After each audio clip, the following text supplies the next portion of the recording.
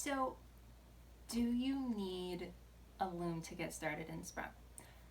I don't think you do. There are a lot of options outside of having a loom like this. Now, obviously this isn't a Sprung specific loom, it's a Navajo loom, but it's very similar. It has the ability to be tensioned, to change the tension up here on top, which is really nice.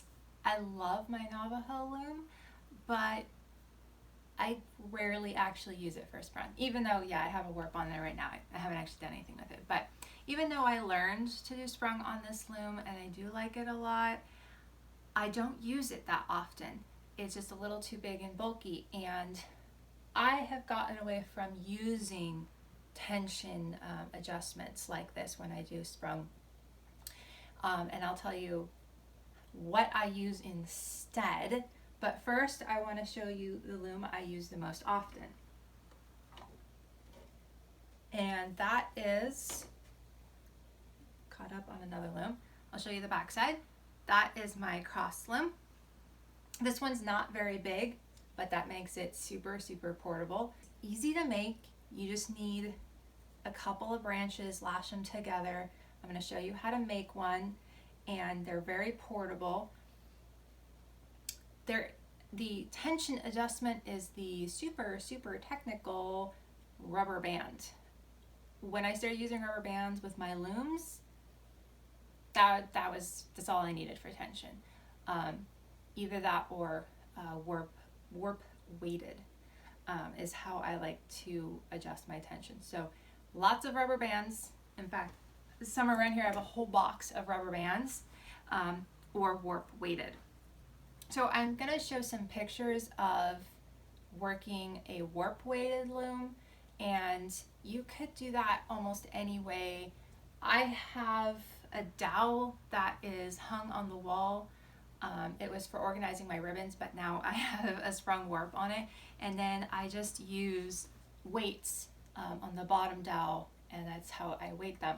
And then behind the camera, that I can't really show because it's too big, I have a really big sprung loom. It's made out of pipe. It's 6 feet tall and 4 feet wide, and it just kind of looks like a really big towel rack.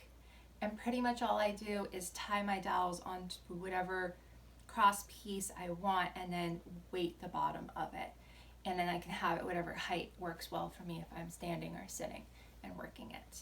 So let's take a look at the loom that I'm going to show you how to make in the next video. And that is this, and I made it a lot bigger than my first cross loom. Now, this is the loom I'm going to be using in the Sprang-Along, and the only thing I'm going to say about this is that you can't really warp directly onto it. You're not going to be using these. We're going to be warping onto dowels, and then we're going to tie those dowels onto these two end pieces.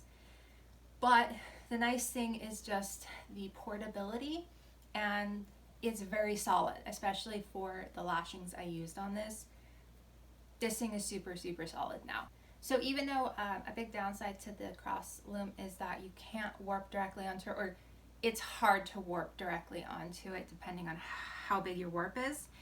And that's fine for the Sprang-Along, because when we get to Monday, day one, when we warp up for our project, I'm going to show you my preferred method of warping, which takes place off of the loom. Having some way to warp off of your loom is great. I often just put clamps on my table and run dowels across the clamps. And the other thing you could do is attach your dowels to the back of two chairs, just the right distance apart, and you can warp up that way. There's a lot of ways to warp up. There's a lot of ways to get around needing a loom in Sprung, and I have some pictures of some various different ways I've done this. I've had times where I warped up between, I think, my loom and my table here, and I was lazy and I didn't want to move my warp to my loom, so I just worked it there, right between the loom and the table. I've done the same thing from my loom to a chair, but you could just as easily suspend your warp between a chair and a table. you just need 2 fixed points. Actually, you don't even need 2 fixed points because you can do a warp weighted loom. So I'll show a picture of the one I have on the wall, but you could also hang a dowel from a curtain rod. Anything that's going to be at the right height for you to work it, and then just weight the bottom. And I'll try and get a good picture of this to include. So when you're doing a warp weighted loom, you can use something like this, a little tiny bag full of rice. And then I have these little clamps, and I'll show a picture of it. And they have little hooks, and they can hook over the dowel. However, and I know this from having done this way too many times than I'd like to admit, if you just hang the little hooks over your dowels, they have a tendency to slide off the end of the dowel. So I'll show a picture of how I get around this. You just hook it through a rubber band. You just put a rubber band on the dowel and then hook that through the rubber band.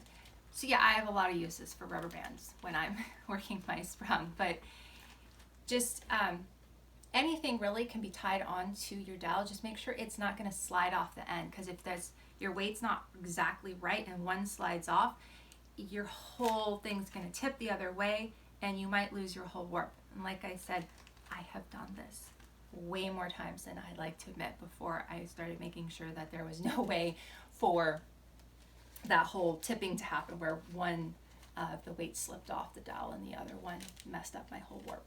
So a few more ideas on looms.